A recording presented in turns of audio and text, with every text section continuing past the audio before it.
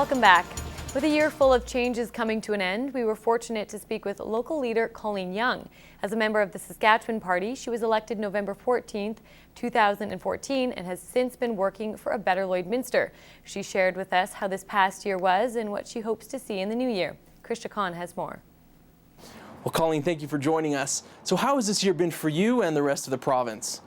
Well, for me personally, it's been a very interesting year with a lot of fast learning curves thrown at me, as you know, by election November 13th of last year, and sitting into the ledge right away and being involved on the Human Services Committee that, encompasses a lot of different areas of departments and ministries. And that was interesting. I got the opportunity to see how committees work and to be involved in listening to third-party presentations as well to see, what are the interests and challenges and things that people of the province want our government to do. Now I'm on Treasury Board. I was appointed to Treasury Board and Caucus Policy Committee of Crown and Central Agencies, and once again another huge learning curve for me, but very interesting. It really has given me a bigger perspective on the whole over functioning of the province in each of the ministries, and their budgets, their programs, the people that they serve within those ministries and have to support, and that's been a very interesting one. As well, it's a very challenging one, and as we know in these times, and how does that look for the province? Well, we are very prudent and fiscal managers of the people's money, and have been in this province, and that has been shown by our AAA credit rating. We've kept taxes low, we've paid down the debt, but it is a challenge going forward. The forest fires this summer have created a huge burden on the fiscal budget of the government, as well as the oil and energy sector fall has really been painful. But this government is committed to working towards doing the best it can for the people of this province, and that includes either keeping taxes low and continuing with infrastructure investment. What are some of your goals for this upcoming year? I think there's still some, Lloydminster issues that I would like to see addressed in some way. I know we're in some fiscal challenges right now, but there are some other ways that we could probably work towards getting some resolutions, particularly in the health field. There's still some ongoing issues in our community with long-term care facilities, with the redevelopment of the hospital, with our ambulance services, and those are things I am working on it. They take more time and probably a little bit more energy from ministries because of the fact that we are dealing with two different ministries in two different provinces, and that is always the biggest challenge. But I think those are some key things. I think the other thing is that we have to start working on thinking outside the box and how we work with an economy that's so reliant on an oil and gas sector to a great extent. And I think there has to be new ideas brought forward in order to get that economy going again, but also make it sustainable in the long run so we don't have these peaks of ups and downs and ups and downs. And of course that is also globally. So I mean, there's OPEC and Saudi Arabia and a number of players in that game, but I think those are things we need to work on with our federal partners even to ensure that there is some support and some ongoing sustainability. All right, Colleen, well, thank you so much for being with us. It's been a pleasure. Chris, I want to thank you for giving me the opportunity to come in and speak today. I also want to, on behalf of myself and my family, wish you and yours and everyone in the Lloydminster constituency riding a Merry Christmas and a happy, healthy, and rewarding New Year. As far as the political landscape goes, 2015 has been a year of change. Perhaps most dramatically in Alberta, as a 43-year Conservative dynasty came to an end with an orange wave sweeping over the province. However, the Vermilion Lloydminster constituency stayed blue, as incumbent Conservative candidate Dr. Richard Starkey reclaimed his seat in the legislature. Jeremy Thompson sat down with the MLA to get his take on the past year. What's it been like? What's the atmosphere like in the legislature now with a completely new set of MLAs?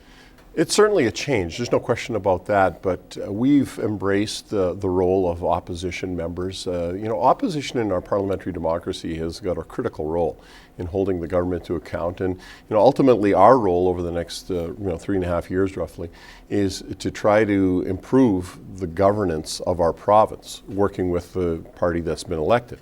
And so that means not constantly being critical. It means offering, positive and constructive criticism, offering suggestions, and quite frankly, with this government, offering them help because they are so inexperienced. They have so few members that have any experience whatsoever. None that have experience in government. And whereas our caucus, of our 8 members, we have 6 that have served in cabinet. We have we have members. We're the most experienced caucus in the legislature, and I think over time, as the new government has discovered that being in government just isn't that simple, they are actually turning to us more and more for advice. Now, they don't always take that advice, but we're certainly prepared to offer it and prepared to work constructively with government. Absolutely. And you mentioned that inexperience, and it was fairly evident, apparently, when they brought forward Bill 6. So this is maybe the most serious topic of 2015 for the NDP anyway. They had huge backlash from many people that this bill would most directly affect. What did they do wrong? What should they have done? And how is it going to affect people moving forward here? There are a number of things that I'm sure they would have done differently, and certainly they would have done differently, I think, knowing what they know now. The bill was poorly crafted.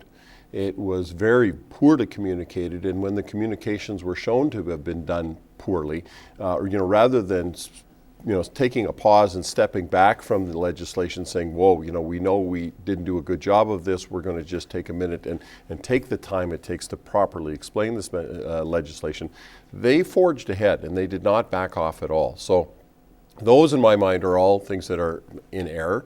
The basic intent of the bill to provide protection for employed farm workers in the event of injury or a fatality, just about everybody you talk to agrees with that. That's not the issue here. Certainly farm safety is not the issue here. The issue here is all the other things that the bill might or might not provide for, and that's the problem. There are so many questions. Just before I came down to do this interview, I took another call from a constituent who has questions about how workers' compensation and how occupational health and safety will affect them. And the truth of the matter is nobody knows. And because there's so much uncertainty, so many unanswered questions, the government should not have proceeded to actually pass the legislation and have a coming in force date, which is the 1st of January. I mean, we're literally days away from when workers' compensation becomes mandatory for Alberta farms, and that's problematic. You mentioned the intent there behind the bill, and it is generally positive, good intentions there, absolutely. Right? Poor execution. Terrible. And you saw some of that response. You hosted your own town hall meeting in Vermilion not too long ago. Right. What sort of things were people bringing up there? Well, there's tremendous concern as to how this will impact on the day-to-day operations of especially the smaller family farms. Larger corporate farms in many cases already have a lot of these protections in place for their employees. They carry private insurance so that employees in the event of an injury are taken care of. So for them it is less of an issue, generally speaking.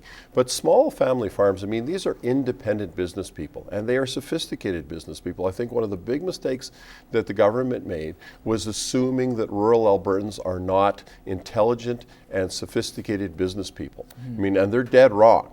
And unfortunately, you make that mistake, and you treat that group of people, the people that feed us, with disrespect, and they're not going to be happy about it, and with good reason. And so I'm not surprised at all by the backlash. Now we have a bill that we have to work with, and we have to try to make it, as we have to mitigate the damage, if you like, as much as possible, and help the government try to explain their way out of this. But this is a mess of their own making. All right, so just very quickly here, we got about 30 seconds. I'm looking at bold predictions for 2016 from you. Well, given all of the change that can happen politically, I stay away from political predictions because it's just, you can never be right. But I do predict on the sports that the Riders will win more games, the Eskimos will win fewer games, and the Oilers will win more games in 2016 than they did in 2015. How's that? That's good. I guess we wish all the best to all those sports teams and yourself in 2016. Thanks again so much for coming in. Thanks, Jeremy. Stay tuned. We'll have more after this break.